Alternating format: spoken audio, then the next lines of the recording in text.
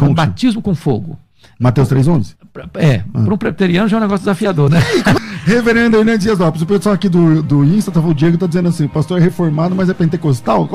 Comigo hoje, eu tô recebendo aqui o reverendo Hernandes Dias Lopes, deixa eu dar aqui uma apresentação mais... ele é pastor presbiteriano, é considerado hoje uma referência, né, dentro dos nomes aí dos grandes preletores do Brasil, porque ele transita em ambientes interdenominacionais, e isso é muito interessante. Eu só me lembro, dentro da presbiteriana, do reverendo Caio Fábio ter esse trânsito, né? O reverendo Caio Fábio, década de 80, 90, lembra? Lembro muito. Demais. E hoje o reverendo Hernandes Dias Lopes tem esse trânsito, até em igrejas pentecostais, neopentecostais, Assembleia de Deus, você vai ver, dá um Google aí que você vai achar o reverendo Hernandes Dias Lopes do Brasil e fora do Brasil, não importa a placa. Chega de 5 minutos só falando que o cara pastor Hernandes, bem-vindo aqui. É uma honra, a César Cavalcante estar aqui com você. Você é uma pessoa muito querida. Amém. Pela graça de Deus, temos nos encontrado aí pelo Brasil afora, pela relevância do seu ministério, pelo alcance da sua voz. E para mim é uma honra estar aqui com você no programa de hoje. Quantos livros escritos? Quando o senhor pensou em escrever o primeiro livro? Como é que é? O Muito primeiro livro bem. a gente nunca esquece, né? Qual que era o primeiro? O primeiro é um livreto, Como Batismo com Fogo. Mateus 3,11? Para um presbiteriano já é um negócio desafiador, né? E como é que você lançou um livro chamado Batismo com Fogo? Como é que pode isso, Arnaldo? Já pensou? E foi um livreto assim maravilhoso, porque, fato curioso, viu, César? Eu preguei um sermão num congresso nacional de avivamento sobre este assunto, batismo com fogo. E aconteceu algo sublime. E eu confesso a você que nós ficamos até muito, assim, aturdidos, porque o culto não conseguia terminar. Porque vocês são presbiterianos, não sabem lidar muito com isso. Surgiu um fato tão curioso que o auditório caiu em lágrimas. Aonde foi isso? Isso foi em Lavras, em Minas Gerais. E nós não conseguimos terminar o culto. O povo quebrantado, chorando, orando, de joelhos. E aquilo marcou muito a nossa vida. E eu nunca mais consegui pregar sermão. Não tem mensagem Nunca que é assim? mais. Mas não, tem Nunca mensagem mais. que é assim, que aquele dia, aquele momento. Tal. Mas graças a Deus o livro está aí, como registro desta mensagem. Reverendo Hernandes Dias Lopes, o pessoal aqui do Insta, o Diego tá dizendo assim, o pastor é reformado, mas é pentecostal? Você tem essa Veja o bem, pessoal fala assim, o senhor é renovado. Eu gosto muito da frase de um dos maiores expoentes da teologia cristã do século XVIII, Jonathan Edwards. Sim. Ele foi talvez o maior pensador americano do século XVIII. E fogo puro. E ele tinha uma frase que eu acho que resume bem. Você tem que ter luz na mente e fogo no coração. É dele a ideia de que ou você coloca fogo no sermão... O João Wesley dizia isso. O John Wesley. João Wesley. Ou põe fogo no seu sermão, ou põe seu sermão no fogo. Então eu acho que uma coisa é você ter uma teologia saudável e outra coisa é você banhar essa teologia com o óleo do Espírito. Então eu penso o seguinte, nós temos que ter... E permitir que as emoções, enquanto você está pregando também... Transbordem, porque você é razão, você é emoção, você é volição. Exatamente. Então, se você tem a teologia só na sua mente, mas isso não aquece o seu coração, Mark Lloyd Jones diz isso. Se você vai para a cruz e você não se emociona com a cruz, você não entendeu ainda o que aconteceu. Pronto. Eu acho que esse é um ponto fundamental. Pergunta do Manuel aqui. Reverendo, há pouco tempo atrás o senhor pregou na sede da Assembleia de Deus do Belém e eram só labaredas. Então vamos lá, isso aí na linguagem pentecostal. Você vai entender que você é mais pentecostal do que eu, vai. O senhor é reformado, afinal, ou pentecostal? Assim, sendo o senhor é continuista ou foi uma experiência vivida só naquele dia? Como que é isso daí?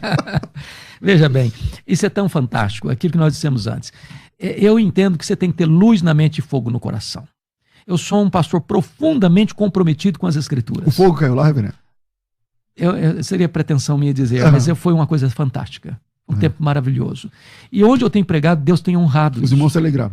Se alegram. E falaram em línguas, e amam a palavra. Belém. Amam a palavra. E amam a palavra. E eu não tenho outra coisa a não ser pregar a palavra. Então, onde eu for, seja numa igreja presbiteriana, uma batista, uma reformada, numa calvinista, ou numa igreja arminiana, ou uma igreja pentecostal, ou neopentecostal, eu só tenho uma coisa para fazer, é pregar a palavra. Eu não tenho outra mensagem a não ser expor a palavra. O Valdir, paz do Senhor a todos, obrigado por nos abençoar através dos ensinamentos da palavra de Deus. Abraço a todos, em especial o reverendo Hernandes Dias Lopes. O Tiago gosta muito do reverendo porque não coloca dogmas religiosos, como calvinismo, arminianismo, por exemplo, acima da palavra. Além de ser um dos pouquíssimos na TV que vale a pena ouvir. Esse é um ponto, né, reverendo, que a gente estava falando agora há pouco, né, cara? Por que ficar falando, colocando placas, né? E falando, aqui é assim. Por exemplo, eu chego, esse é meu hábito, eu chego numa igreja, eu vejo, já escutei tanto e vi tanto isso, o camarada convidar para pregar, ele gasta 5 minutos se apresentando. Fala a verdade. É outra coisa que também ninguém gosta. Ninguém aguenta isso. Então, você chamar para pregar, meus irmãos, vamos abrir a Bíblia. Exatamente. Manter a sua Bíblia aberta, porque eu preciso que você acompanhe o que eu vou expor aqui. Então, esse é o ponto. Eu estou na televisão já há muitos anos, no programa Verdade e Vida. É Bíblia, não tem que ficar inventando moda, não tem que falar de mim, não tem que falar do que eu faço, tem que falar do que Deus está falando na sua palavra. Bíblia, as almas se alimentam pela Bíblia, não pelas conversinhas, não é verdade? Então, não é a minha pessoa, as pessoas têm que sair encantadas, não é com o pregador, é com a preciosa palavra de Deus. E esse é o nosso compromisso, é ensinar a palavra de Deus, pregar a palavra de Deus. Bom dia a todos, homem de Deus, prega muito, ótimo professor das Escrituras. Adriano, a paz do Senhor Jesus, não sou calvinista, também não sou arminiano, mas admiro muito o reverendo Hernandes Dias Lopes, homem de Deus, maravilha. Bom, tem que alguém aí na sua casa te avisar que ou você é calvinista ou você é arminiano, não tem nem correr, sei lá. Pegando um gancho aí, eu acho, sabe, César, que essa discussão, sou calvinista, sou arminiano, às vezes as pessoas ficam muito presas a nomenclaturas, né? E nomenclaturas são formas que o homem criou. Se nós nos voltarmos para as Escrituras... Um crente bíblico, né? Ser um cristão bíblico. Porque quando eu digo o seguinte, eu sou um calvinista, eu já crio uma barreira de imediato.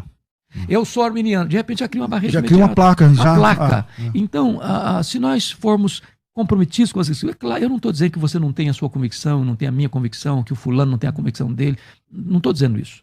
Mas eu percebo que a maior resistência das pessoas não é com o texto da Escritura, é com a nomenclatura que os homens criaram. Verdade. Eu acho que tem espaço para você, se é Bíblia, vamos discutir o que está na Bíblia. Tá na Bíblia. Eu posso pensar diferente. Aliás, agora há pouco a gente estava num debatezinho, né, conversando aqui e tal.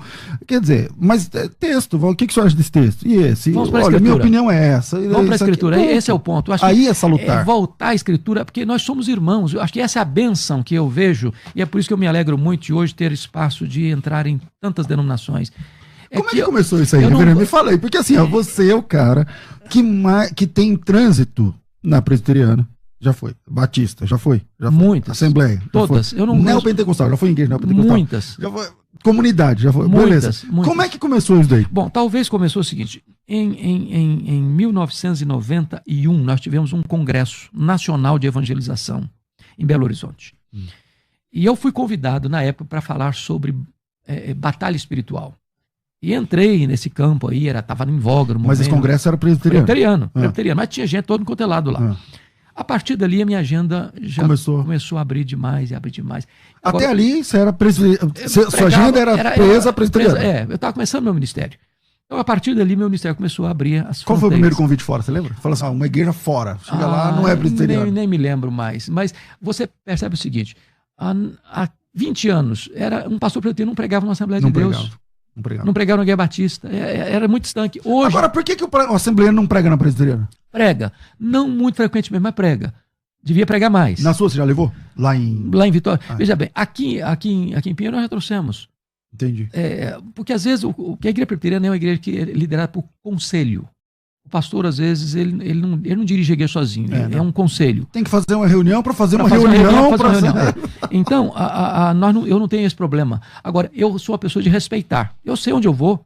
E eu não vou chegar lá, por exemplo, e sabendo que a igreja é imersionista, pregar batismo de aspersão. Já pregou na IPI? Já, muitas vezes. Tá. Qual delas é mais fechada, IPB ou IPI? Mais tradicional, eu falo. Quando eu falo fechado, não é pejorativo. Eu tô falando mais tradicional. Eu acho que ambas, do ponto de vista do sistema de governo, é a mesma coisa. Não, sistema de governo. Agora, eu falo a igreja, do ponto de vista tradicional, acho que a IPB é mais conservadora. Mais conservadora. Veja, eu já fui pregar numa IPB em... Como é que chama aquela cidade do ladinho de Recife? Olinda? Não. Jaboatão. Cheguei lá, aliás, essa igreja é a igreja do Armando Filho, o cantor Armando Filho, né? E aí eu fui lá. Eu cheguei lá, o pastor... Eu fiquei olhando e falei assim, pastor, essa placa ali fora tá certo, aqui é presbiteriano de verdade. Ele falou assim, presbiteriano de verdade. IPB. Mas uma igreja extremamente renovada, no sentido de... Liturgicamente, os hinos, né, tal. Agora, o senhor já tem a igreja presbiteriana da toga, por exemplo. Tem também. Então, eu acho que o ponto... Qual o senhor gosta mais? Como presbiteriano, falou assim, eu me sinto melhor num culto IPB mesmo. Bem, eu acho que esse é um aspecto importante. Eu acho que o que é bom, às vezes, é a realidade daquela igreja, naquele local. É por isso que Deus é tão criativo e nos criou de formas diferentes.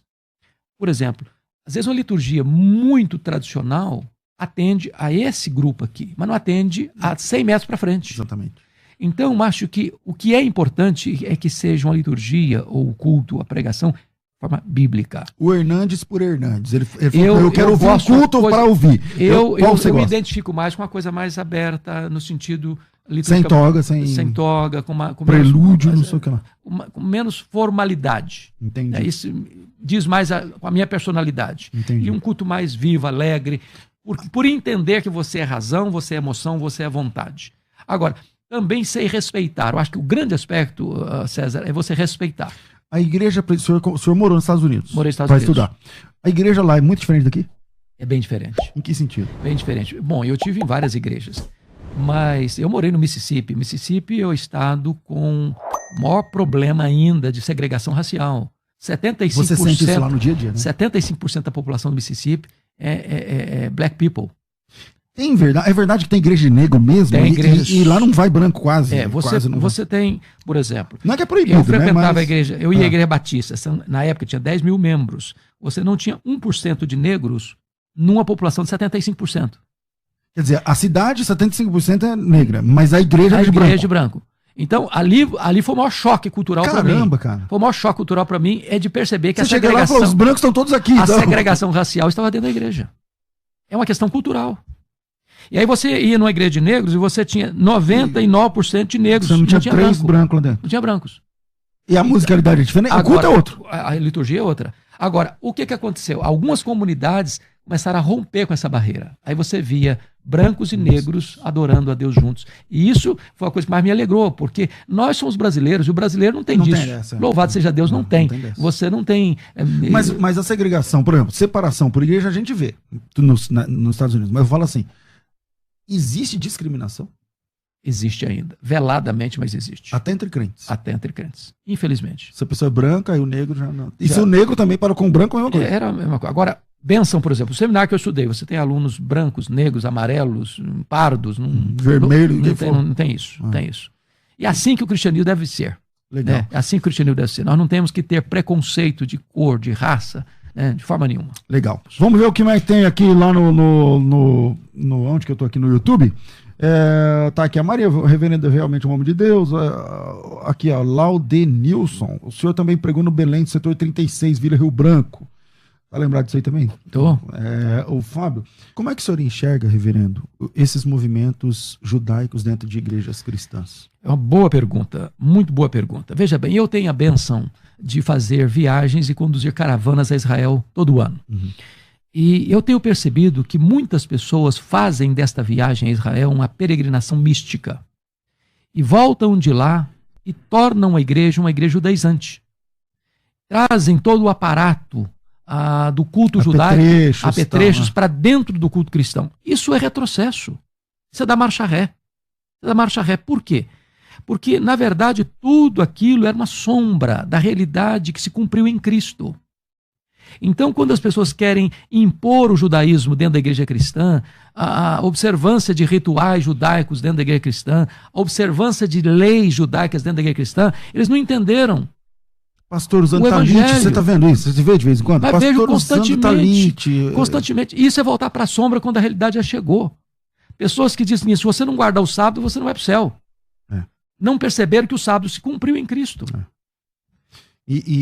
Bom, além de ser um retrocesso, né, algumas igrejas ficam dando vazão, alguns líderes, por exemplo, tem agora, eu tenho a minha opinião, mas você pode discordar à vontade. Por exemplo, os judeus messiânicos. Para mim, o cara nem é judeu, nem é messiânico. Quando fala judeu messiânico, ele nem é judeu de verdade, porque judeu de verdade nem crê em Cristo, como Messias. E nem crê na divindade de Cristo, nem nada. E também não é cristão verdadeiro, porque vive nos ritos judaicos, mas parece que tem pastor que tem um verdadeiro ímã para esse tipo de coisa, e quando fala que o cara tá de barbão lá, de peiote, das coisas lá judaicas, fala, agora temos aqui, automaticamente o cara parece que vira um especialista em Bíblia, e muitos desses caras nem conhecem a Bíblia. Então, veja bem, eu acho que uma frase poderia ficar clara para mim é o seguinte: quem são os verdadeiros filhos de Abraão? Não são aqueles que têm o sangue de Abraão correndo em suas veias, mas aqueles que têm a fé de Abraão habitando em seu coração. À luz do Novo Testamento, o verdadeiro judeu não é aquele que nasce em Israel, é aquele que nasce em Cristo. É aquele que crê em Cristo. Esse é o verdadeiro Israel de Deus. Então, nós precisamos compreender que o Velho Testamento foi uma preparação para a chegada do Novo. Então, tudo aquilo que tinha lá no tabernáculo, depois no templo, os sacrifícios, as festas, os rituais de purificação, o sábado, inclusive, tudo isso era sombra de uma realidade. Estava apontando para Cristo. Apontando para Cristo. Jesus chegou, a sombra desaparece. A sombra desaparece. Então, quando algumas igrejas, infelizmente, por não terem entendido isso, estão presas ao judaísmo ou querendo de malas prontas para o judaísmo, e isso é importante, César, para entender Hebreus. Por que o autor dos Hebreus escreveu aquela carta? Porque, em virtude da perseguição que estava vindo sobre os cristãos, muitos judeus que tinham deixado o judaísmo e abraçado o cristianismo estavam de malas prontas de volta para o judaísmo. Aí o autor dos Hebreus escreveu o seguinte: olha, voltar para o judaísmo depois de ter abraçado Cristo é um retrocesso, é uma apostasia. Porque Jesus é melhor do que os profetas, Jesus é melhor do que os anjos, Jesus é melhor do que Moisés, Jesus é melhor do que Arão, Jesus é melhor do que Josué. Melquisedeque. Melquisedeque cantava para ele, para Melquisedeque. Então, Jesus é tudo estava apontando para ele. Apontando para ele. Então, abandonar Jesus para voltar para lá é marcha ré. É um retrocesso.